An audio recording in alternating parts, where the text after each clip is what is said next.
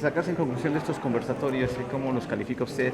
¿Y cuál va a ser la ruta crítica que va a seguir después de terminar estos ejercicios? Bueno, puedo calificar los conversatorios como un ejercicio plural, democrático, de gran apertura, retroalimentador, que viene a mejorar y viene a consolidar una mejor legislación. Aquí hemos escuchado a voces críticas en una pluralidad muy importante y nos arrojan luces importantes sobre aspectos a mejorar, lo que hemos llamado las áreas de oportunidad, y también ya se ha delineado con toda claridad que aquellos asuntos polémicos pues están pasando ya a mejor vida, en realidad están siendo eliminados. Yo quiero aprovechar la oportunidad para agradecer a todos los que participaron. Tuvimos un ejercicio pues, muy intenso, escuchamos a todas las voces, las más representativas y las más expertas, en 5 conversatorios que duraron alrededor de 20 horas en su conjunto. Recibimos 89 ponentes y de ellos hemos recibido tanto retroalimentación sobre las bondades, los aspectos positivos de la iniciativa, como aquellos aspectos que pueden mejorarse para tener una mejor legislación.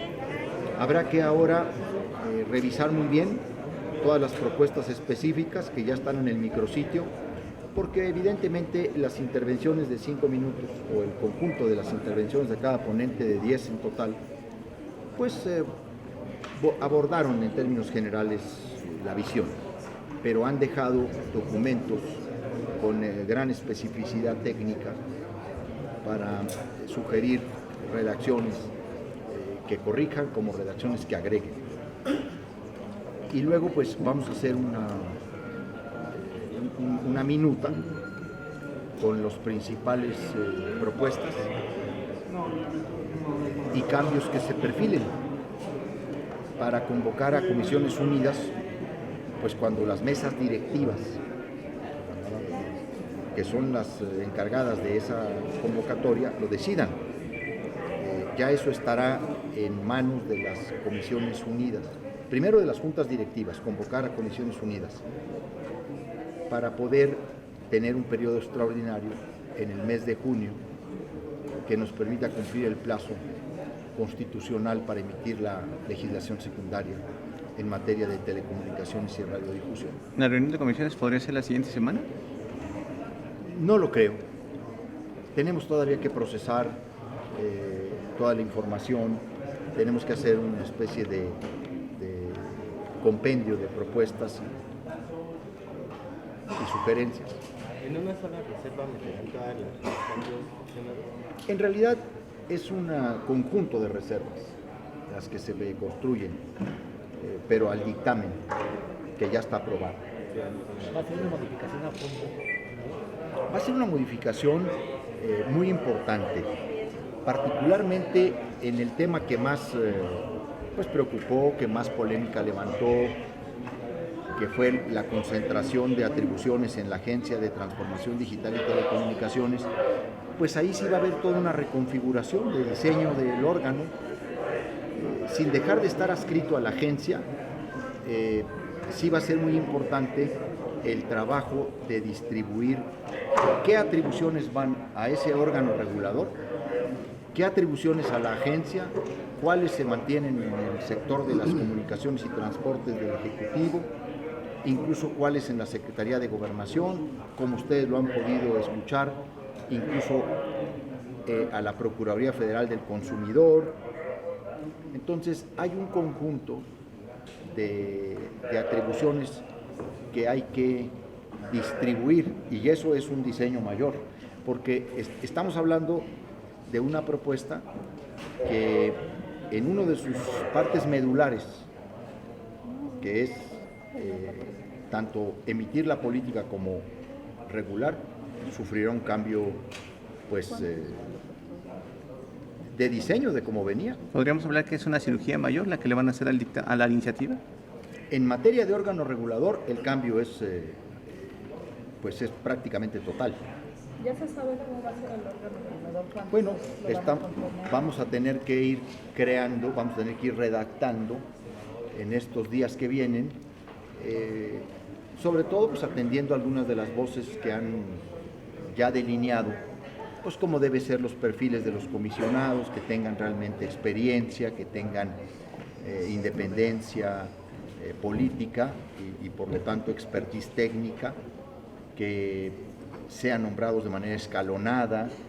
Se ha hablado ya de reglas incluso de contacto, porque son muy importantes las reglas de contacto, toda vez que están frente a intereses muy poderosos, pues ni más ni menos los concesionarios de la radio y la televisión, pero también de los operadores de telecomunicaciones, sobre todo los que tienen un poder sustancial en este mercado. Entonces se requiere que también haya reglas de contacto. Esto significa la manera en que se relacionan estos comisionados con los regulados. Y creo que ese es un punto importante a atender. Y bueno, pues estamos muy satisfechos por el ejercicio. Ustedes vieron que hubo una retroalimentación permanente. Aquí no se censuró a nadie, todo el mundo dijo lo que quiso decir. Invitamos de todos los sectores, actores, colores. Al final, ¿qué podemos esperar? ¿Qué tipo de ley va a tener el país? Vamos a tener una mejor legislación en materia de telecomunicaciones y de radiodifusión, porque vamos a avanzar en aspectos sociales, en materia de radiodifusión pública, como medios comunitarios, indígenas, afromexicanos, sociales, genéricas, porque vamos a avanzar en el catálogo de derechos de los usuarios, porque vamos a consolidar el derecho de las audiencias y porque el Estado va a poder garantizar el derecho a Internet y a la conectividad con un sentido universal. Por eso puedo afirmar que vamos a tener una mejor legislación y se van a hacer avanzar aspectos que en el 2014 pues se quedaron en el camino, y luego otros que en el 2017 fueron derribados por los intereses económicos de esta industria a través de correas de transmisión que han tenido desde hace mucho tiempo dentro de los partidos y de los grupos parlamentarios. Entonces vamos a tener una mejor ley, Senador, vamos a tener un mejor dictamen. con estos cambios que están haciendo de fondo a la iniciativa, ¿se Sí, las cámaras, por favor. A las cámaras, Sí, por senador. supuesto, aquí ni censura ni restricciones a las libertades de expresión. Ese mote con el que se le quiso calificar, pues fue una magnificación y una distorsión que la querían como una bandera, la oposición. De hecho, siguen mencionando todavía cosas que ya hemos advertido que se van a modificar, pero ellos siguen insistiendo en que la concentración de funciones, etcétera. Los concesionarios dicen No que hay censura, lo que hubo fue apertura. La censura no existe, la apertura ustedes la han presenciado. decían los concesionarios que como está la ley es un retroceso comparada con la de 2017 y Eso lo 2014. dijo una representante de una de las televisoras. Los derechos de las audiencias no constituyen ningún retroceso. Pensar que los derechos de las audiencias constituyen un retroceso, pues es ni más ni menos que la afirmación de que la radiodifusión en materia de televisión abierta no quiere tener ninguna responsabilidad frente a los demás. La libertad de expresión es un derecho de las y los mexicanos. No son propietarios ni titulares exclusivos los concesionarios de la radio y la televisión. Y los derechos de las audiencias es, hay que decirlo, la herramienta y el mecanismo con el que los ciudadanos ejercen también sus libertades de expresión, así como el derecho de réplica. Sostener que reincorporar los derechos de las audiencias es un retroceso, pues les dice en qué retraso y en qué época todavía vive o quiere vivir alguno de los participantes de este sector. Fue penoso. Senador, ¿qué va a pasar con el tema de la suspensión de transmisiones y por el No, otro lado, eso no hay ninguna razón para modificarlo, eso está en la legislación actual, eso tiene que ver con la naturaleza jurídica de la radiodifusión y el Estado en todo caso tiene que hacerlo de manera precautoria y con procedimientos previos de aviso o de anuncio. Pero eso está en las posibilidades, siempre ha estado. Recuerden que la radio y la televisión son instrumentos concesionados del Estado para cumplir fines que la ley les impone. Y en todo momento el Estado debe asegurarse que esta operación cumpla con las obligaciones que la ley les impone, ¿verdad? ¿Y el registro de usuarios de telefonía se mantiene? Todos esos temas se irán viendo. Vamos a procesar las distintas propuestas que ahí hay para irlas analizando. A mí ya no me corresponde más que empezar a compilar, a compendiar y empezar a tener manifestaciones sobre eso. Viene un tiempo de trabajo, de arrastrar el lápiz, como se dice. Incluso vamos a continuar platicando con algunos expertos y con algunos actores de forma ya más directa para mejorar este dictamen. Dígame, Andrea. Sí, el representante de Coparmex planteó que los trámites de autorregularse, o que sea incluso la Profeco, el servicio de comunicación que es de ellos, el que aplica las sanciones. Eso es un absurdo, por supuesto que no estaría, ¿verdad? Bueno, la autorregulación ética es una actitud encomiable de los radiodifusores y del sector empresarial en estos mercados. Pero la ética no sustituye al derecho. En ninguna parte del mundo la ética sustituye a la ley. La ética es para las convicciones y los valores en el ejercicio de la conducta personal de cada quien. La ley señala obligaciones y derechos, y eso es lo que tenemos que hacer.